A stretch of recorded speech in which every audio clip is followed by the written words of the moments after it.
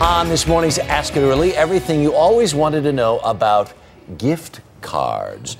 Most of us get a few this time of year, and early show financial contributor Vera Gibbons is here to answer some of your questions. Good morning. Wildly popular. Extremely popular. Yes. You know, over 55% of adults say they want a gift card this holiday season. It makes it the most popular gift for the 6th year in a row, and we spend $25 billion on them, or we're expected to this holiday season. Wow, in large part, they're everywhere. It's easy. It's easy. I mean, it solves a problem. What do you get the person who has everything? You have to know what color, size, works for everybody. There you go. Let's go to some questions now. We have Mabel, who is on Skype from Los Angeles. What's your question?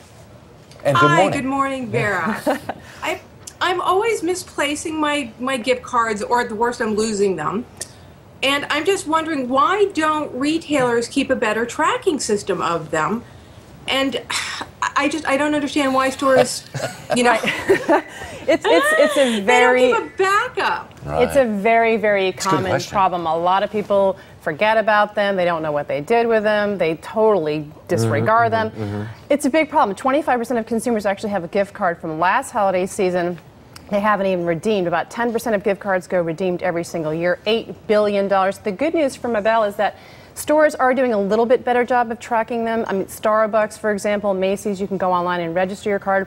So that's helpful as well. But a lot of them don't do the job they should, and they should help you out more, particularly since they know that consumers spend typically 30% more than the face value of the card. Is that what happens? Because I was thinking they make their money Mm-hmm. because people don't redeem them enough. Well, but they find that when people do bring the gift card in, 30% more than the face value. Also, they can't actually register the gift cards as revenue, the sale of gift cards as revenue, until they've actually been redeemed. So it is in their best interest to actually help you out, but a lot of them are not. They're getting a little bit better at it, though, Mabel. We should treat them like money, though, shouldn't we? Treat it like cash.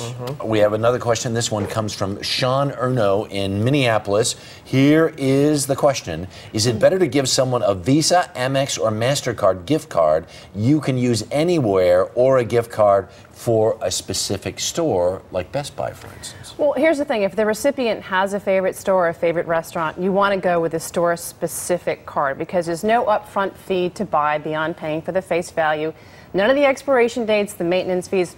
The major retailers, the national stores, have done away with those altogether, but that's not the case with the general purpose cards, the ones with the MasterCard, the Visa, the Amex logo.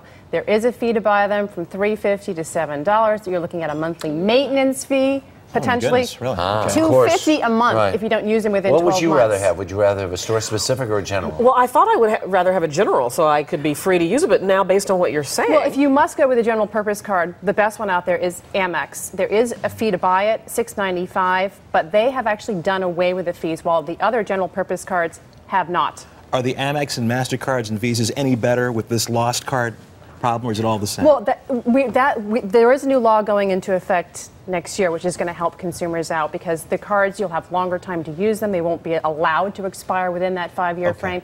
The maintenance fees, the service charges will be done away with as well, as long as you use the card within the first 12 months. Here's a good question, because this does happen this time in the last year or so. This comes from Gwen Conley in Los Angeles, and the question is, what happens if the store goes bankrupt? Is your card Well, that is a good look. Anything? At all the bankruptcies we've seen, All the Linens time, and things, yeah. Sharper Image, KB Toys, and of course more bankruptcies likely on the way. So it's a very good question.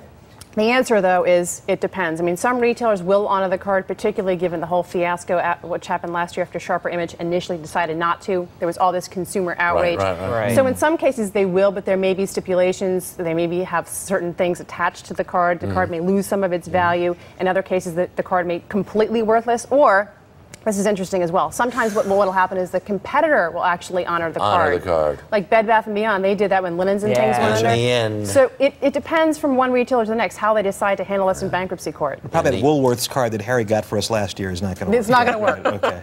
Which you probably did on purpose. It's just Vera Gibbons, you always have such great Redeem them information. ASAP. That's in the end. That's the advice. Start using them. Use them right away. Start As Debbie using. says, all right, if treat you them like want more information on gift cards, then go to our website and we'll help you sort it all out. It is earlyshow.cbsnews.com.